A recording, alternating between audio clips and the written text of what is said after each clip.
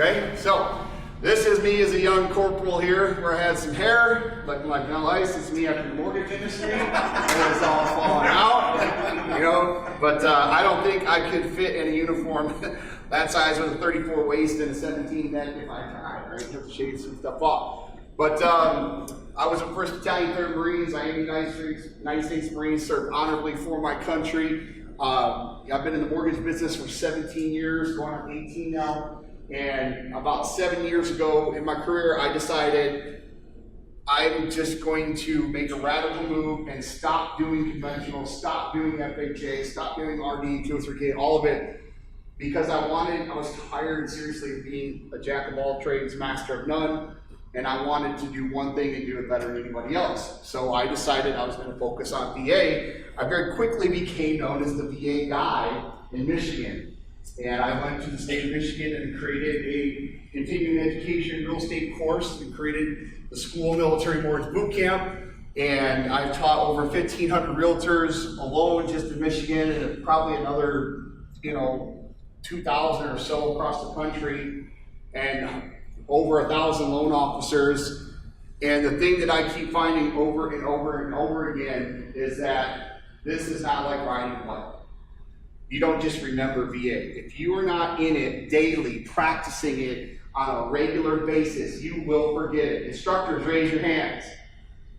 All right? How many times you guys call us with questions that you at some point knew the answer to, and just because it was quicker and faster to call us and rather than look up the 26-7, we do that. It's no different. Everybody in this room can do exactly what I did and what Fish did. The 26-7 is on Google. It is the VA law. You can all read it. You can all call the 800 number at RLC, right? Now, Clayton, raise your hand. Big Spicer over here happens to be a very current ROV. ROV is reconsideration value. I'd say you're pretty experienced right now as of this week. In 6 months, if he didn't do another one or 3 more of them, you're gonna forget how to do the shit. I mean, that's just how it is, right? It is not like riding a bike. You have to stay on top of this stuff to remain current. So that's where Military Mortgage Boot Camp comes in. We actually are there for you as a help desk, a structure desk, because that's all we do every day, all day, is study VA guidelines. So let's jump in a little bit here. And again, our core value statement is always do right by the veteran, and everything else will fall in line. The VA's mission, although the VA was created in 1944 from President Roosevelt, the concept came from President Lincoln. And the mission is to fulfill Lincoln's promise. It wasn't a suggestion, a promise to care for him who shall bore in the battle and for his widow and his orphan by serving and honoring the men and women who are Americans' veterans. Right? Ladies, raise your hands. One of them. Yeah, okay, there you go. Raise your hands. Women are soldiers and warriors and Marines today that get shot, killed in combat just like men, right? So one of the things we're going to learn today is how to not make the mistake of assuming that the girl is not the veteran. That is a very ugly mistake to make. Okay, so write this down. This is extremely important, okay? The 3 most important questions you can ask from today forward for every potential lead, not person you have like as a guaranteed deal referral, potential lead, is number 1, are you or your spouse a veteran? Are you or your spouse a veteran? Now, let me pick on some new people. Alex, why is it important to ask you or your spouse? Take a guess. Okay, I'll tell you. Go ahead. All right, I'll give you a scenario. This is a real life scenario. I was working at Wells Fargo, and I had a couple coming in to take the 1003, and the wife showed up first. Now, the lead was relayed to me from a loan officer assistant. They're coming in to fill out their app for being a home loan. So when she showed up first, I said, okay, what branch of the service was your husband in? She goes, what makes you think I'm not the Marine? Put her fingers in my face. She was the Marine. I said, okay, that's all right? You cannot assume that the female is not the veteran, especially in today's society. You have many husband and wife soldiers. Do we not, Doug? Right? Okay, the other reason is you could be talking to an unmarried surviving spouse of a military member that was killed in action, or their death was a direct result from a service-connected injury, illness, or disease, something of that nature. Injury, illness, or complications. It has to be connected to the service. Okay? Once we identify that you have a veteran or an unmarried surviving spouse, the next question, number 2, write this down. Are you entitled to disability? Are you entitled to disability? Not are you handicapped, not are you disabled, are you entitled to disability? Because what we're going to find out later on is that if they rate 10% or more disability from the VA, that actually weighs the VA funding fee, which we'll cover in detail later. But that puts dollars back in the veteran's pocket. And number 3, the most important question, but unfortunately in sequence has to be number 3.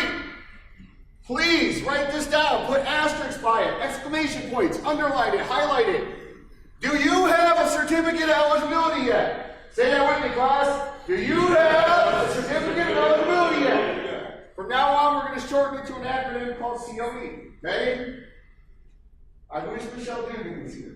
Alright? I wish Michelle Dugan. Okay. Alright, Dugan, I'm sorry. I try to make it professional. Right? Good Lord. Yes, ma'am. She's a model. We have a question. I'm Michelle. Yeah. Well, I was just giving comments on the first one as you went through and you were saying, make sure that you got, you don't assume it's the guy. The other thing you should also not assume is that they're not both military, because I closed 3 this year where both of them were active duty military, and you can say, are you the veteran or whatever, and then the wife comes in and then you assume she's not just because you already got one. Okay, correct. But there are many that I get. Absolutely. If you have 2 veterans, you can either use all of one veteran's eligibility, or you could split eligibility, which is a whole separate class in itself that we'll cover. Now, has anybody in this room ever started a loan transaction and found out after the fact that you're dealing with a veteran? Liars. Thank you for being honest. Right? How many deals throughout the past 10 years in our industry, how many borrowers were put in the wrong program because the 1003 in the declarations doesn't ask, are you or your spouse a veteran? Some origination systems, like Wells Fargo's does, right? I know that. But wouldn't it be nice if the 1003 asked? It's amazing. We can ask if you're divorced, if you're black, white, Mexican, whatever, but we can't ask if you're a veteran. It makes no sense to me. So, they have it now? The new one. Has it been released yet? Awesome. Okay. Good. I'm glad the new 1003 is coming out. The new and improved. Called 1004. All right. So how important is it? Now, never, write this down. Never, ever, ever, ever, not even one time ever, should you submit a loan to underwriting without a COE. Ever. But weekly.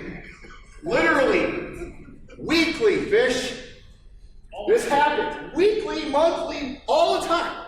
Right? Dude, we're like 2 days away from closing, and my processor forgot to get the COE. Oh my God, can you help? Like, so whose fault is that? You're going to blame your processor? I don't think so. Think about it. In today's mortgage society, when a borrower is looking to purchase a home, who do they go to first? The internet. Realtors are not that important like they think they are. Then they go to the realtor after they've already done the realtor's job. I'm sorry if I'm offending realtors. If there's any in this room, you'll get over it. I promise. Okay? Then they go to a loan officer. Okay? The loan officer, if you train your realtors to ask, do you have your COE yet? First line of defense. LO, do you have your COE yet? Second line. LOA, third. Processor, fourth. Underwriter, fifth. Closing department, sixth. Auditing for closing. Senior auditing for closing. The senior for auditing. That's how it feels sometimes, all right? So how in the hell does it get to closing and we don't have a COE yet when there's 6 people in front of it that should have been asking? It happens all the time. Don't be that person, because guess what? Murphy's Law, right? It's going to be your luck that this veteran is not eligible, right? And chances are, when that happens, I don't know why, probably 6 out of 10 are not eligible for one reason or another, okay? All right, moving forward. Let's talk about opportunity. We have some updated numbers. Fiscal year 27 has been released, or excuse me, fiscal year 17, put way up there. Fiscal year 2017 has been released. For those of you that do not know, the government's fiscal year, October to October, okay? In 2017, there was $181 trillion in purchasing power, okay? For those of you that do not know what purchasing power is, that is when Wall Street collects data on a demographic of society, such as small business owners, Hispanic single moms, or veterans. So when they take the veteran class of society, they add up all of their net worth for people that actually file tax returns, right? I know there's some of us, including me. All right, we're going to shut this off because that is totally annoying. So when you take that total amount, they came up with $181 trillion net worth for the class of veterans. Do you think that's important to people like Macy's and Target when it comes to Black Friday and Cyber Monday? Because they can buy stuff. They can buy stuff. What else can they buy? More houses. Houses, right? They can buy houses. So that means that there's a lot of money floating out there for people that can buy homes that are veterans. There were 722,294 mortgage transactions in fiscal year 2017 that were VA home loans. Veteran home ownership exceeds the national average by 10%. Many of you have taken this class, you already know that. For those of you that have not, why would a veteran, let me find a new girl, Gigi, right? Why do you think veteran home ownership exceeds civilian home ownership by 10%? Why would a veteran want to purchase rather than rent more than a regular civilian? They don't want to live in base housing. Let's say they don't even rate to live in base housing. Where's the military? Where we put all our stuff? In a ruck, in a pack, a sea bag drag, right? And even if you're only in for 4 years, you are constantly moving around. It gets old really fast. You want to get grounded and put your roots somewhere, right? That's why. Now, career service members, they move on average between 2 to 5 years. Now, there is a stereotype that for you to do a lot of VA business, you have to be near a military base. Class, is that true? Absolutely not. Okay, we're going to find out why shortly. But if you are near a military base, where's my California people? Arizona people, keep raising your hands. Arizona people. Texas people, Florida people, everybody keep raising your hands. You guys are in really high populated military base states. People come in and out all the time with PCS orders. So your chance of having residual business from this is greater than someone in Michigan, right? Good old Michigan, okay? There are 21 million veterans in the United States, 13 million of which is approximately 62%, have seen some sort of combat or war. Why do you think that's an important figure? Say again? Eligibility? Well, you don't have to be in war to be eligible. But what is it an indicator of? If you've seen combat or war, what is the chance that you get a VA disability rating? Really high. I mean, they're handing out like hearing. Who knows I can't hear for shit? Right? Okay, absolutely. So, the chance just for hearing loss, I mean, they're handing out 10% like someone on stock, okay? So, what does this tell you as a loan officer if someone has had combat experience or they've been in an area of conflict or something? The chance that they have a disability is higher if they have disability. What does that mean? No funding fee. What does that mean if there's no funding fee on a $300,000 house? Absolutely. your purchase power goes up, okay? Now, states that have over 1 million veterans, California has 1.8, Florida 1.6, and Texas 1.6. Florida, by the way, where you at, Florida people, raise your hand, just knocked Texas out of the #2 spot in 2017. For the first time in my mortgage career, Texas dropped to #3 in units and in volume. They are now #3, where Florida is #2, and nobody will ever surpass California, so don't try. Okay? Now, Florida, just so you know, here's a piece of useful information if you are in Florida or do loans in Florida. 12% of the Florida population is made up of veterans. Okay? Now, 12% doesn't sound real good when you're taking a test in high school. Okay? But as a percentage of a population, that is huge. People from Florida, raise your hands again. People who visited Florida, raise your hands. Okay. Would it be a fair statement to say that there's a fairly large Hispanic population in Florida? C. Can anyone take a guess at what it might be? Percentage of Hispanics in Florida? 48. I know you did. 16? 48? Cubans? It's actually 24%. It's 23 and some change. Okay? So let's do the math here. If 12% are veterans, okay, and 24% are Hispanic. So if you walk into a Hispanic person every 5 feet in Florida, that means every 10 feet you walk into a veteran. Meat on that bone, okay? Arizona, let's talk about you guys. Is everybody liking Arizona?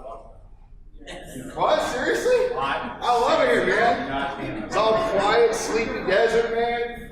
Fish and I walked around this morning, and I have never seen so many freaking art galleries in my life, right?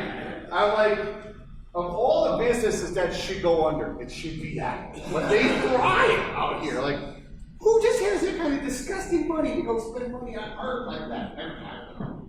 The percentage of art in the population of Arizona is 29%. Just kidding. All right, Arizona, here's your 2016 numbers. Arizona, fairly decent state for VA home loans, right guys? 27,954 units. Let's talk about purchase though, right? Because this is about to get fun and exciting.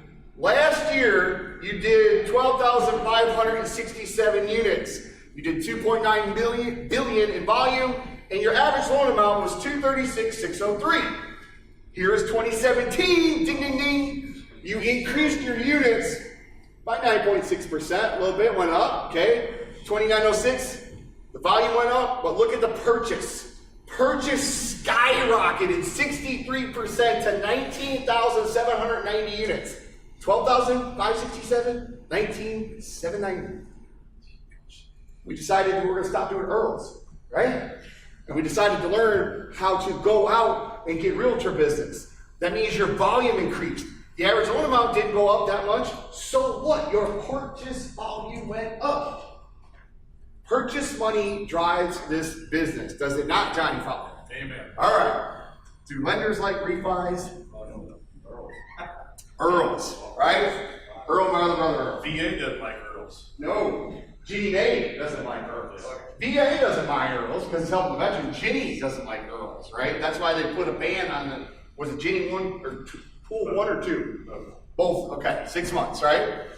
So, before we get into some myths here, let me just explain something about Earls. So, we were at a conference in Nashville last November, and a gentleman who is a known speaker in our industry had a coaching program. He had a gentleman out of Chicago said, this guy did 43 VA loans in 1 month because of my coaching program.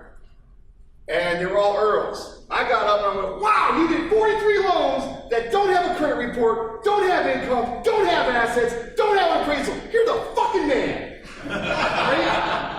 Are you serious with that? Really? A new 1003, revised title, new declarations on homeowner, cha-ching. That is not a VA home loan, right? Doing purchases is what's going to make you successful. That is what's going to brand you as a VA specialist in your market. You do not need a loan officer to do a refi with somebody that doesn't have an appraisal, doesn't have a credit report, doesn't have income or assets, or a really high FICO score. Right? That's what Rocket Loans is going to replace. I'm surprised it took lenders that long to figure it out. Okay? You will always need a loan officer to quarterback purchase transactions, especially on a VA transaction when someone is active duty military and they have PCS orders, and they have moving trucks coming across the United States, and they're deployed, and their wife, who's pregnant with 2 kids, is trying to haul from North Carolina to California while her husband is on a mountainside in Afghanistan. You will always need a loan officer for that transaction. And we're going to teach you and empower you how to be that guy/gal. Okay, so let's